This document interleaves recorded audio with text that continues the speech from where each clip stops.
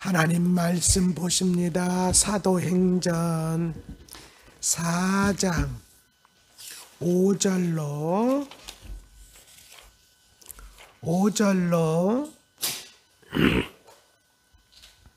사도행전 4장 5절로 22절까지 우리 함께 읽습니다.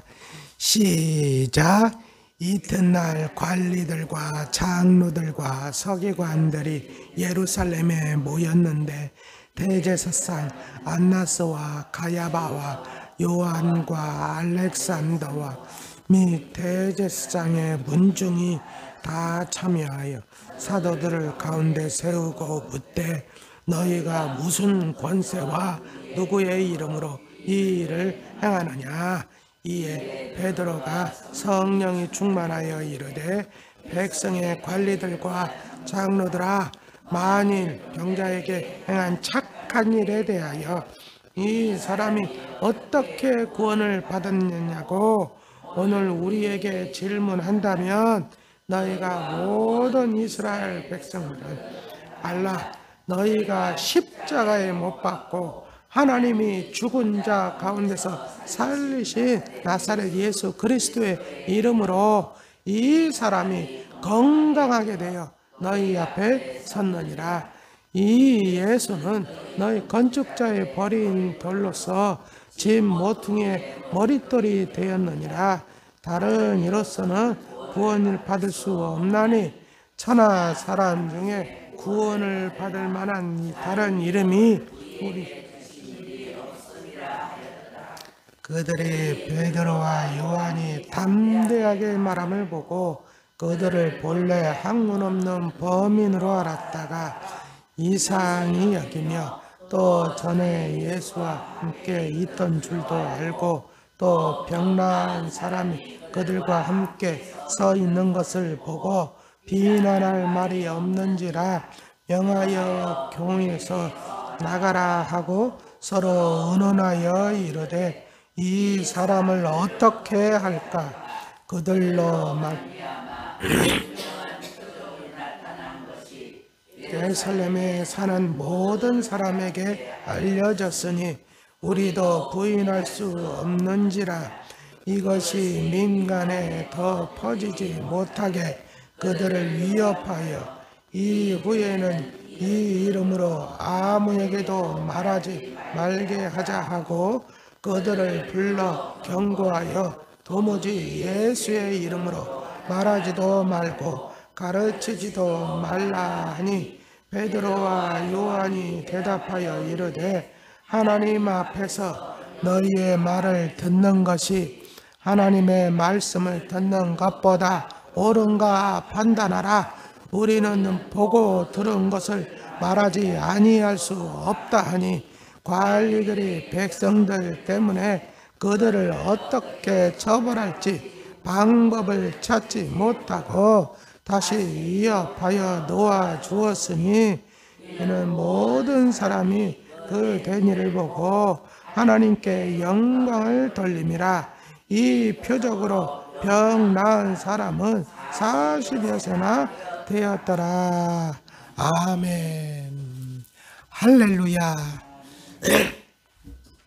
자, 저를 보세요.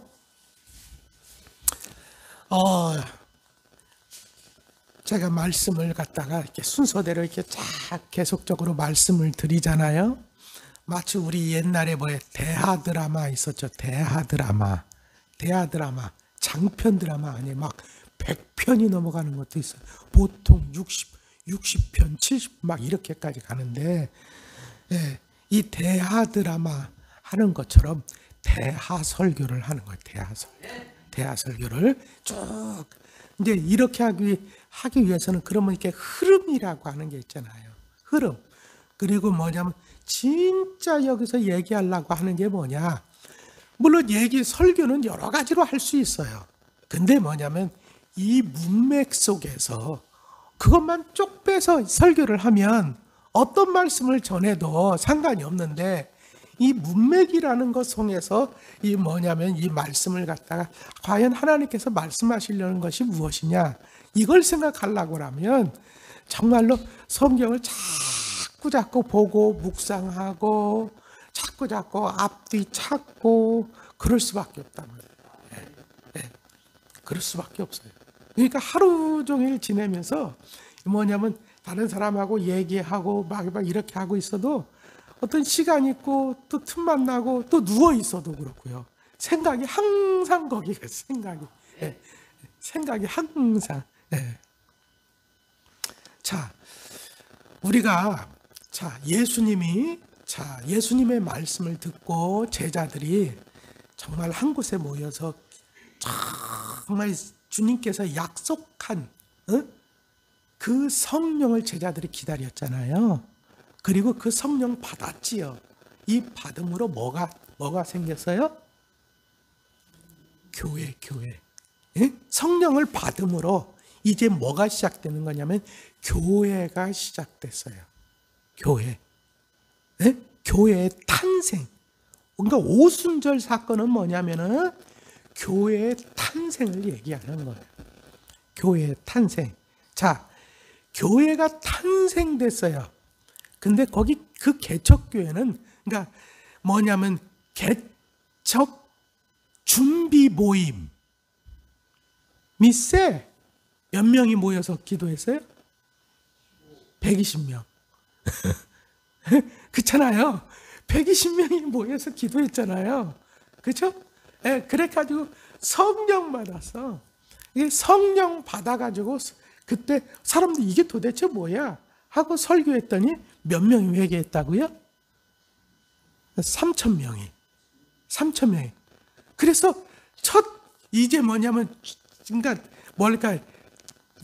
준비 모임은 120명으로 시작을 했는데 이제 교회가 탄생하면서 그냥 3,000명 성도가 된 거야. 아니 회개한 그날 믿은 사람만 3,000명이니까. 자, 근데 교회가 탄생했다는 거죠. 근데 교회가 이제는 탄생했다는 것이 중요한 게 아니라 그 교회가 이제는 성장해야 되겠죠? 그렇죠? 애들이 태어나는 게 여러분 태어나기 전에야 애들이 태어나는 게 걱정이지만 그렇죠? 태어난 아이는 이제는 어떻게 해야 돼요? 건강하게 자라야 되겠죠? 교회도 마찬가지. 할렐루야. 자, 교회가 건강하게 자라려고 하다 보니까 어떤 게 있어야 된다고 그랬어요? 이렇게 보니까 성경은 그렇게 이야기를 한단 말이에요. 그 사람들이 어떻게 했다? 그들이 사도의 가르침을 받아서 교제하고 떡을 떼고 오로지 기도하기를 힘쓰니라 그랬어요. 이게 교회가 건강하게 성장하는 비결이에요. 할렐루야. 그랬더니 여러분 뭐는 자연스럽게 따라온다? 표적은. 할렐루야. 여러분 이렇게 말씀 가르침 받고 교제하고 떡을 떼면서 기도하기에 힘쓰다 보면 이런 표적은 저절로 따라오는 거예요. 할렐루야. 자, 이렇게 표적을 따라오는데 그때 생겼던 이렇게 이제 교회가 잘 이렇게 뭐냐면은 이게 성장해 이런 모습으로 성장하지만 교회의 성장하는 무조건 성장만 있는 게 아니야. 여러분 성장에는 또 또 있냐면 회방도 있다 그 얘기예요. 할렐루야. 여러분 어느 교회든 다 마찬가지야. 우리 교회도 마찬가지예요. 여러분 우리가 모여서 기도하고 이제 막 교회 성장을 위해서 막 하면은 회방이 없느냐? 그냥 무조건 다 좋은 일만 있느냐? 절대 그렇지 않다. 여러분 미리 마음의 준비를 해야 돼요. 왜? 사단은요 그거 가만두지 않아요. 어떻게든지 이거 회방하려고 한단 말이에요. 믿습니까? 그러니까 마음의 준비를 아예 딱 하고 있으면, 그리고 여러분들도 마찬가지야. 여러분들이 이제 뭐냐면 믿음 생활 다시 정신 차리고 하고 정말 하나님만을 바라보려고 하면은 여러분 좋은 일도 있지요. 하나님의 역사도 보게 되어지죠. 자꾸. 근데 그것만 있으면 얼마나 좋겠어요. 아니에요. 절대 마귀는 그걸 가만두지 않아요. 그렇기 때문에 마귀는 어떻게 해서든지 여러분들을 갖다가 이제는 뭐냐면은 회방하기 시작한다. 에? 그러니까 그런 마음을 미리 여러분들이 마음을 먹고, 에? 믿습니까?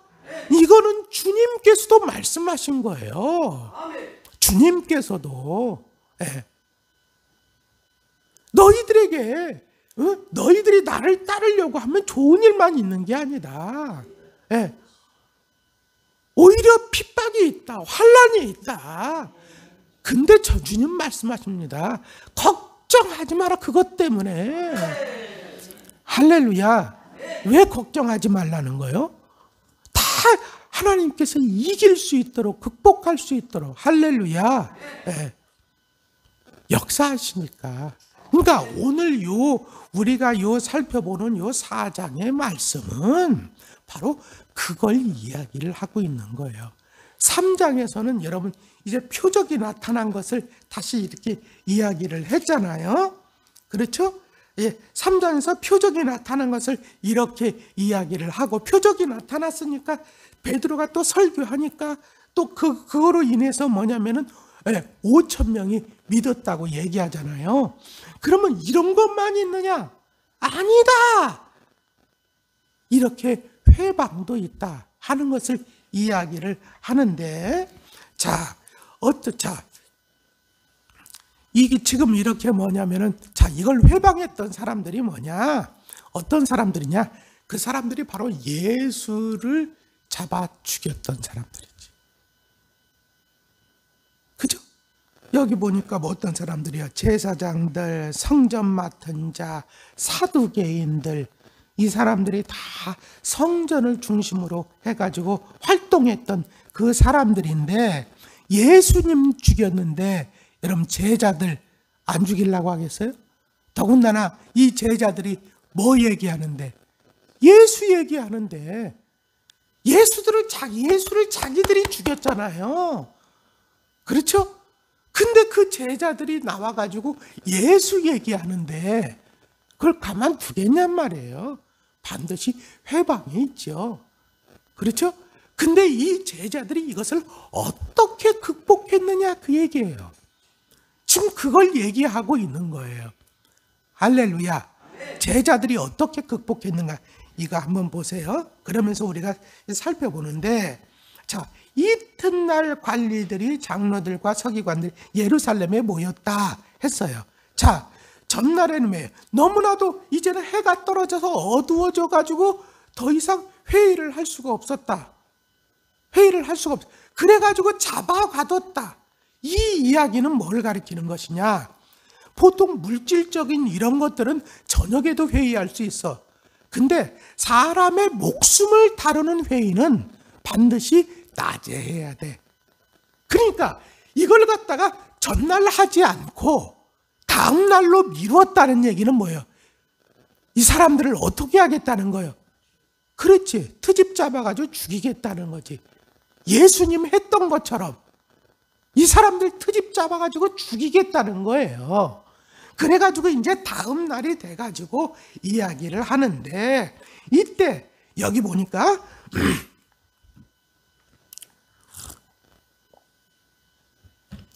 여기 대제사장 안나스와 가야바와 요한과 알렉산더와 및 대제사장의 문중이 다 참석했다. 그러니까 이 사람들이 지금 모인 이 사람들이 전부 다 한 통속이다 그 얘기예요.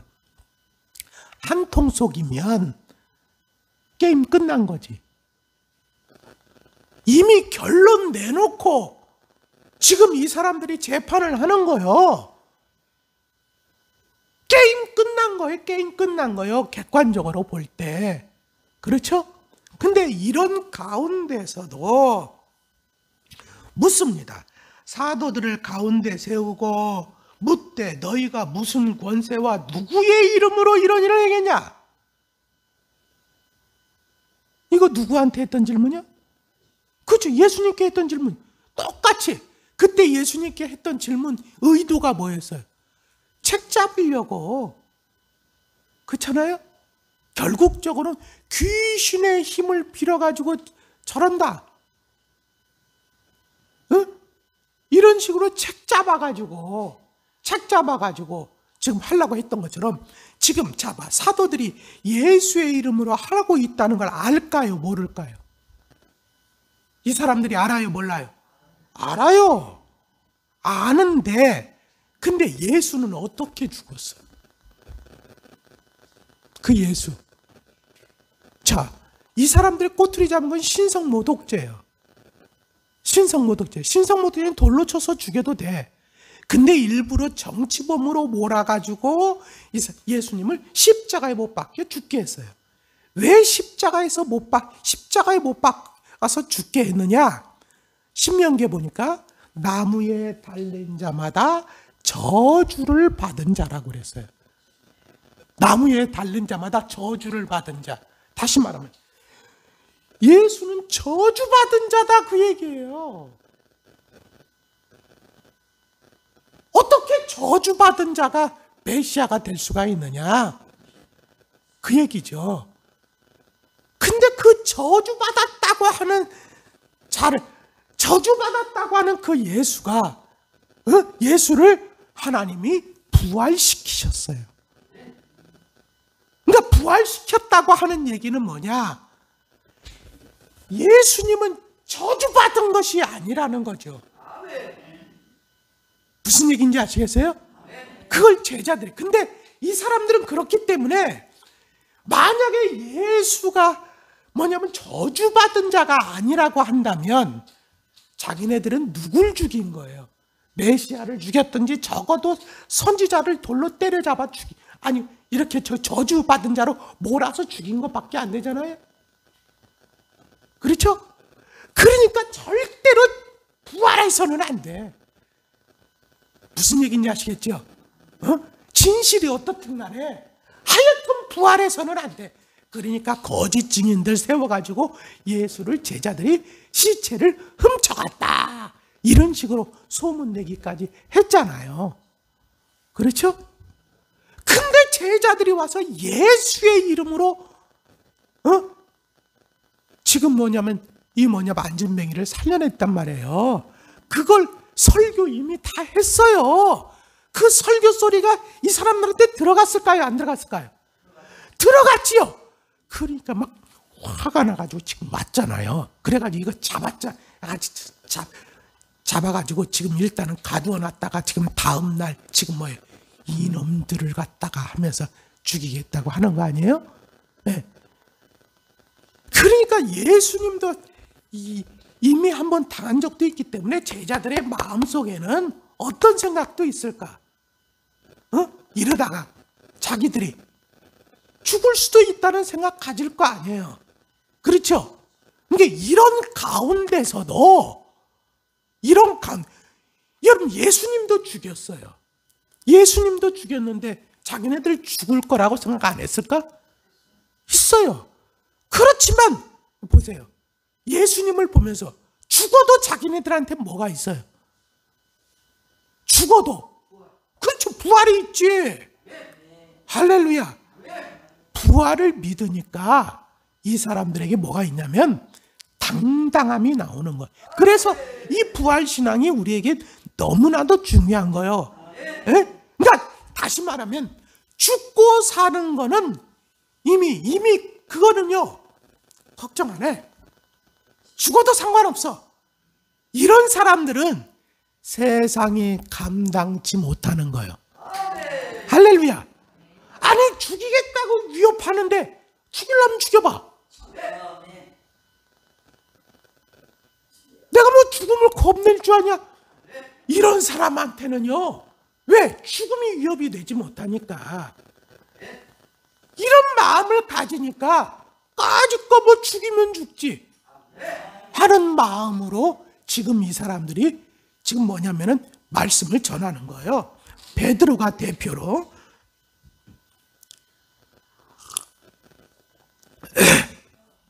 자, 보세요. 사도들 가운데 세고 묻되 너희가 무슨 권세와 누구의 이름으로 일을 행하였느냐? 예수 이름으로 했지.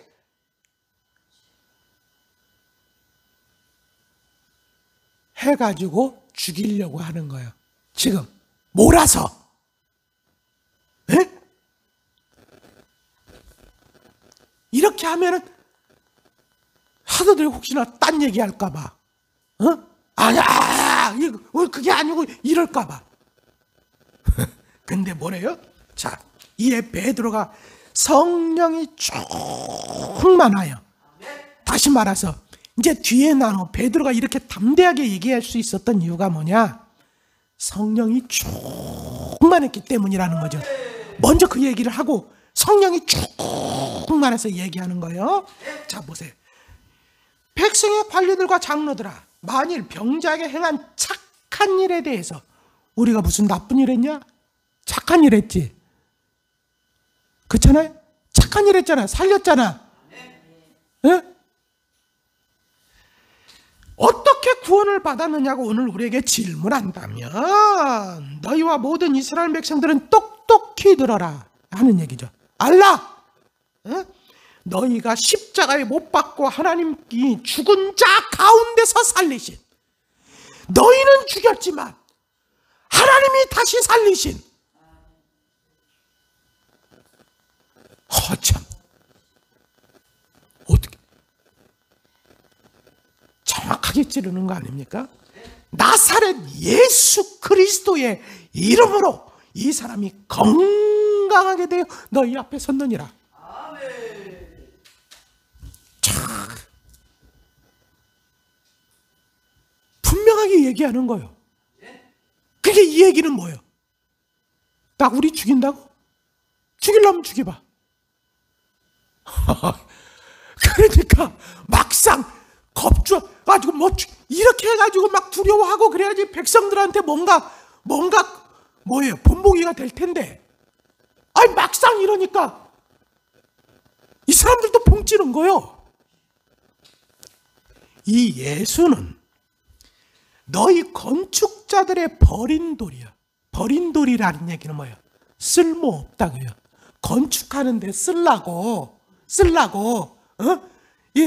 좀 건축하는데 좀 쓰임 받아야 되는 돌이 돼야 되는데, 보니까 에이, 이걸 어디다 써? 버렸다고요. 근데 너희들은 버렸는데 그 버린 돌을 갖다 뭐예요? 어떻게 했다고요? 집 모퉁이의 머릿돌로 만들었다는 거죠. 누가? 하나님이. 할렐루야. 너희는 죽였지만 하나님이 살리셨지요? 너희는 버렸지만 하나님께서, 너희 버린 돌이지만 너희가 버렸지만 하나님께서 모퉁이라고 하는 것은 양쪽 기둥에 양쪽 벽이죠. 여기 가운데 기둥 아니야? 거기에 모퉁이 돌이 되게 했다는 거요. 아주 중요한 돌이죠. 자, 이게 어디에 있는 얘기예요? 시편에 있는 얘기죠. 시편 118편 22절에 건축자의 버린 돌이 집 모퉁이의 머릿돌이 되었나니, 이렇게 하신 말씀이 그대로 너희들은 버렸지만 하나님께서는 이렇게 모퉁이돌로 삼아서, 너희들은 죽였지만 하나님께서는 그를 부활시키셨어. 그분의 이름이 이 사람을 이렇게 한 거야. 하면서 뭐라고 했냐? 다른 이로서는 구원을 받을 수가 없나니, 다른 이름으로는 이런 일이 일어날 수가 없다. 왜 그러냐? 천하 사람 중에 구원을 받을 만한 다른 이름을 우리에게 주신 일이 없기 때문이다. 다시 말하면 예수는 뭐다? 구원자다. 예수는 메시아다. 근데 너희들이 쓸모없다고 버렸다. 그렇지만 하나님께서는 아니다, 이분이 바로 구원자다 라고 하는 것을 분명하게 증거해 주셨다. 지금 이렇게 설교를 하고 있는 거예요. 그랬더니 그들이 베드로와 요한이 담대하게 말함을 보고 그들은 본래 학문 없는 범인으로 알았다가, 다시 말하면 학문 없는 범인이라는 율법을 잘 알지 못하는 사람들로 알았다가, 이 사람들이 얘기하는 게 성경을 시편에 있는 구절을 갖다가 딱 갖다가 막 하면서 얘기하고 막 이러니까 깜짝 놀랐다고요. 그리고 이 사람이 지금 얘기하는데 뭐냐면 병 나은 사람이 그들과 함께 서 있는 것을 보고 지금 이 재판받는 자리에 누구도 와 있다는 거예요. 그 병 나은 40세대 나면서부터 안진뱅이 돼. 그 사람도 그 사람이 안진뱅이였다는 것은 모든 사람들이 다 안단 말이에요.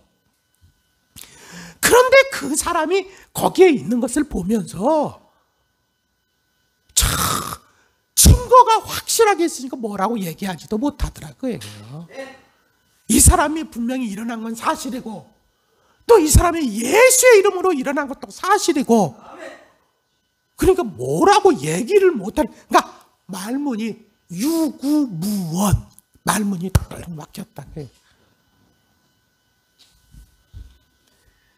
그래서 이 사람들이 어떻게 했다고요? 공회에서 이 사람 베드로와 그 사람들을 잠깐 나가 있으라고 하고, 너희들 잠깐 나가 있어 하고 지네들끼리 얘기를 하는데 이 사람들을 어떻게 할까? 그들로 말미암아 유명한 표적이 나타난 것이 예루살렘에 사는 모든 사람들에게 알려졌으니 우리도 부인할 수 없는지라. 아니 저렇게 증거가 있으니 우리도 부인할 수는 없고, 그렇다고 예수의 이름으로 계속 말하는 것을 두고 볼 수만도 없고, 이걸 어떻게 했으면 좋겠냐 하고 상의를 했는데 이것이 민간에게 더 퍼지지 못하게 그들을 위협하여 이후로는 이 이름으로 아무에게도 말하지 말게 하자. 예수의 이름으로 아무에게도 말하지 말게 하자. 그들을 불러 경고하여 도무지 예수의 이름으로 말하지도 말고 가르치지도 말라 이렇게 했다는 거 아닙니까? 그랬더니 또 베드로와 요한이 하는 얘기 좀 보세요. 대답하여 이르되 하나님 앞에서 너희 말을 듣는 것이 하나님의 말씀을 듣는 것보다 옳은가 판단하라. 참나, 이렇게 이야기를 하네. 우리는 보고 들은 것을 말하지 아니할 수 없다. 이렇게 하니까 관리들이 백성들 때문에 그들을 어떻게 처벌할지 방법을 찾지를 못했다는 거예요. 왜? 백성들이 이거 다 봤으니까. 백성들이 저 사람 하나님이 보낸 사람인 것 같다라고 생각하니까 어떻게 할지를 알지 못해서 그냥 겁박만 주고 다시 위협하여 놓아주었다는 거 아니에요? 그래서 사람들이 이것을 다 보고 영광을 돌렸다는 거 아닙니까? 이 표적으로 병 나은 사람이 40여세나 되었다는 거예요. 자, 이 사람이 이렇게 이길 수 있었던 이유가 뭐라고요? 자, 베드로와 요한이 이렇게 담대할 수 있었던 이유? 성령 충만. 이게 왜 중요하냐? 보세요. 예수님께서 이랬어요. 보라, 내가 너희를 보냄이 양을 이리 가운데로 보냄과 같도다. 그러나 뱀같이 지혜롭고 비둘기같이 순결하라. 사람들을 삼가라. 조심하라. 그들이 너희를 공회에 넘겨주겠고. 어디에 넘겨주겠고? 지금 베드로와 요한 어디에 왔어? 공회에 왔어요. 공회에 넘겨주겠고 그들의 회당에서 채찍질하리라. 또 너희가 나로 말미암아 총독들과 임금들 앞에 끌려가리니 이는 그들과 이방인들에게 증거가 되게 하려 하심이라. 본보기. 그리고 그들은 본보기 되게 하려고 하지만 너희들이 또 끌려가는 것을 내가 가만두는 것은 너희들을 통해서 나타난 그 표적으로 말미암아 다른 사람들에게도 증거가 되게 하려는, 주님께서도 자, 너희를 넘겨줄 때 어떻게 또는 무엇을 말할까 염려하지 말라. 그때 너희에게 할 말을 주시리니 말하는 이는 너희가 아니라 너희 속에서 말씀하시는 이 곧 너희 아버지의 성령이니라. 또 주님 뭐라 그래요? 보혜사 곧 아버지께서 내 이름으로 보내실 성령, 그가 너희에게 모든 것을 가르치고 내가 너희에게 말한 모든 것을 생각나게 하리라. 베드로가 이렇게 유창한 설교를 할 수 있었던 이유가 뭐 때문이라고요? 성령 충만. 할렐루야. 이 체험이 여러분들에게도 있기를 주의 이름으로 축원합니다. 어려움이 없는 거 아니에요. 어려움이 있어요. 하지만 우리는 이길 수 있어요. 왜? 성령이 함께 하시면. 그럼 우리가 구할 게 뭐예요? 성령 충만. 할렐루야. 여러분, 하나님도 영과 함께 하시면 마귀도 어떻게든 여러분을 끊으려고 하기 때문에 어려움은 있다. 하지만 여러분, 사람을 통해서도 오고 여러 가지로 오지만 이걸 능히 이길 수 있는 비결, 성령이 나와 함께 하시면 그건 문제가 되지 않아요. 베드로처럼 이렇게 담대하게, 오히려 여러분들을 갖다가 어떻게든 올가 매려고 하다가도 할 말을 잃어버려. 사람들이 왔다가 어찌 해야 될 바를 몰라. 말로는 저걸 어떻게 하고 싶은데 나타난 표적을 보니까 어떻게 할 수도 없어. 그러니까 결국 저는 겁박만 주는 거야. 겁만 주는 거야. 어떻게 하지도 못하고. 근데 우리는 그 겁박 주는 거 먹고 막 두려워하죠. 그렇죠? 그것 때문에 우리 얼마나 두려워해. 그러니까 이거를 이기는 비결이 뭐냐? 이거 이기는 비결이 바로 성령 충만입니다. 그럴 수 있기를 주님의 이름으로 축원합니다. 기도하겠습니다.